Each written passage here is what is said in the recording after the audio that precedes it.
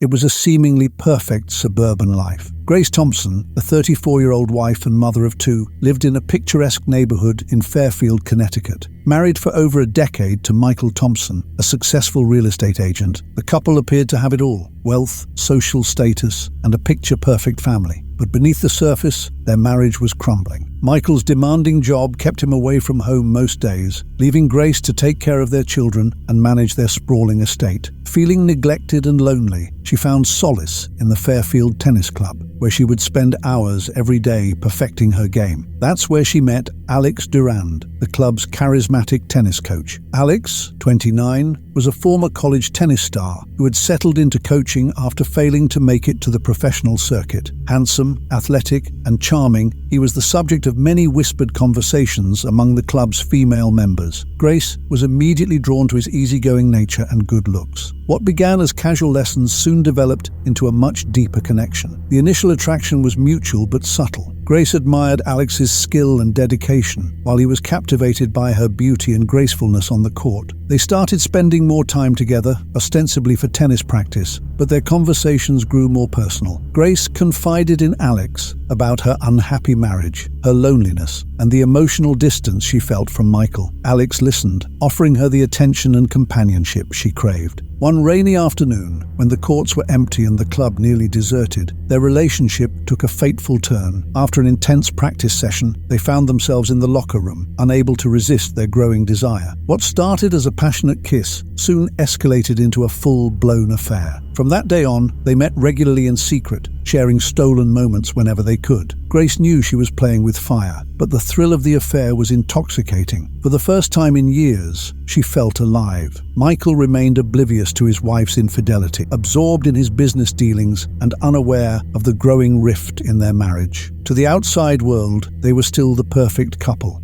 The reality was far more sinister. As the affair continued, Grace and Alex grew bolder. They took weekend trips under the guise of tennis tournaments, stayed at hotels, and spent entire afternoons at secluded spots away from prying eyes. It was during one of these secret getaways that Alex, emboldened by the affair, began to talk about a future together. He suggested that Grace leave Michael and start a new life with him. But Grace hesitated. She was conflicted between her love for Alex and the comfortable life she had built with Michael. Divorcing Michael would mean losing her social standing, her financial security, and potentially her children. The thought of it terrified her, but the idea of losing Alex was equally unbearable. Alex, however, was growing impatient. He felt trapped in the shadows of Grace's life, frustrated by her reluctance to make a definitive move. He began to press her more insistently, demanding that she choose between him and Michael. The pressure was mounting, and Grace found herself in a dilemma with no easy solution. What they didn't know was that their secret was no longer safe. Suspicious glances and whispered gossip at the tennis club had not gone unnoticed. One of Michael's business associates, who frequented the club, had seen Grace and Alex together on more than one occasion. Intrigued by their closeness, he decided to dig deeper. It wasn't long before he stumbled upon the truth. Armed with evidence of the affair, he decided to tell Michael. But instead of confronting Grace immediately, Michael chose to play along, biding his time and plotting his next move. Little did Grace know, she was walking straight into a carefully laid trap that would soon spiral into a web of deceit, betrayal, and ultimately murder. Michael's demeanor at home remained calm and collected, giving no indication that he was aware of his wife's infidelity. But behind the scenes, he was meticulously planning his next move. Hiring a private investigator, he gathered more damning evidence against Grace and Alex, including photos, videos, and phone records. Every piece of evidence fueled his rage, but he knew he had to stay composed to execute his plan. Michael's first step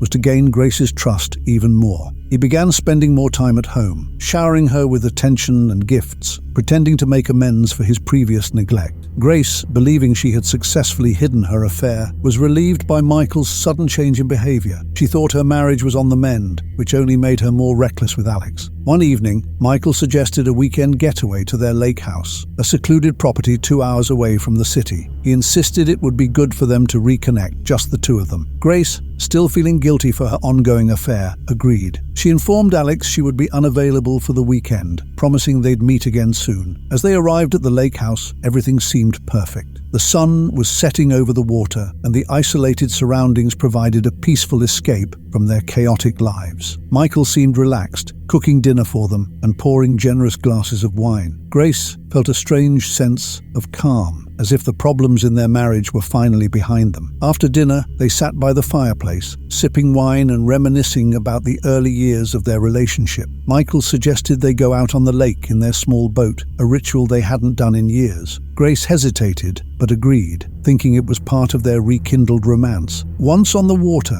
the atmosphere shifted. Michael's demeanor grew colder, his eyes intense as he stared at Grace. The gentle rocking of the boat suddenly felt menacing. He began asking pointed questions about her time at the tennis club, her new friends, and eventually her relationship with Alex. The calm facade she had maintained shattered as panic set in. "Michael, what are you talking about?" Grace stammered, trying to deflect. But Michael continued, his voice rising. "Do you think I'm stupid, Grace? Do you think I don't know about your little fling with the tennis coach?" His words were like a slap in the face. Grace's heart pounded as she struggled to find the right response. She was trapped in the middle of a lake with no one around for miles. Michael reached into his jacket pocket and pulled out a small envelope. He tossed it into Grace's lap. Trembling, she opened it to find photos of her and Alex in compromising positions at hotels and even in their home. Tears filled her eyes as she looked up at her husband, his expression unreadable. "Michael, please, I'm so sorry. It was a mistake.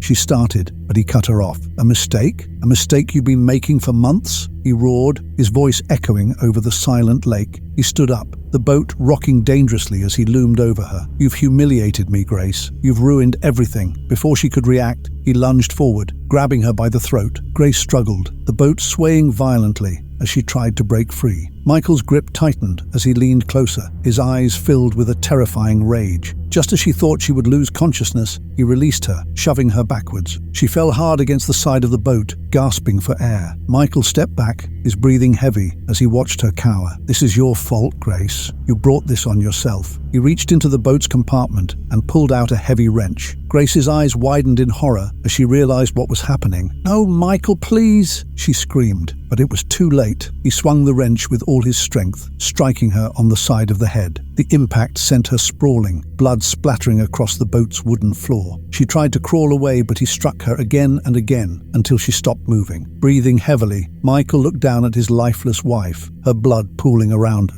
The reality of what he had done slowly sank in. He had killed her. He had killed Grace. Shaking, he dropped the wrench into the lake and stared at her body. He knew he had to act fast. He lifted her limp form and with one final effort, pushed her over the side of the boat. The water splashed as her body disappeared beneath the dark surface. Michael watched as the ripples slowly faded, leaving only silence behind. He sat back down, his hands trembling, and pulled out his phone. He needed to make sure his alibi was airtight. After a few deep breaths, he called 911.